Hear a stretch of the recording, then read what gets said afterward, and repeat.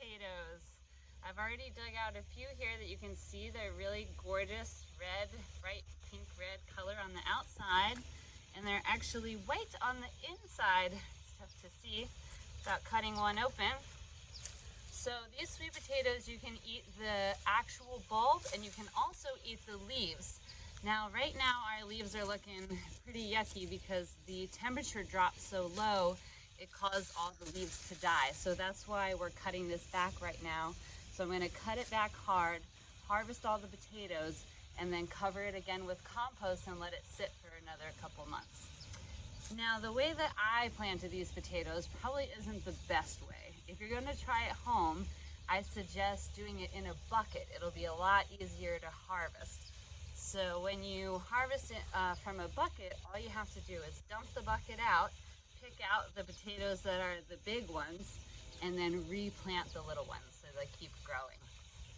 What we did here was plant them in a bed, which makes it very difficult to harvest. So it just means I have to first go through with a pitchfork and loosen up all the soil.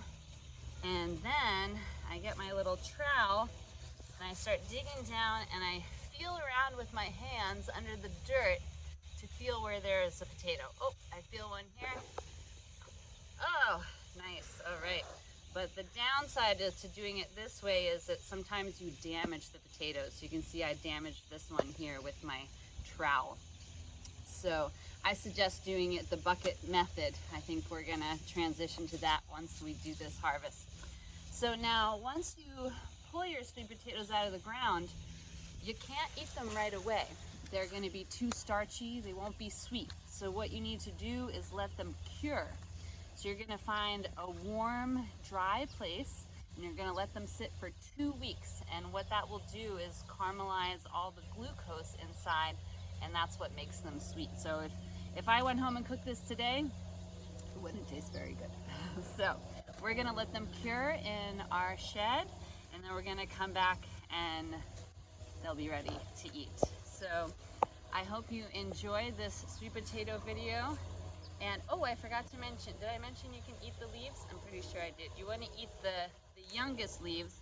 These ones are looking a little yucky, so I think the best time to harvest your leaves would be in the spring and summer.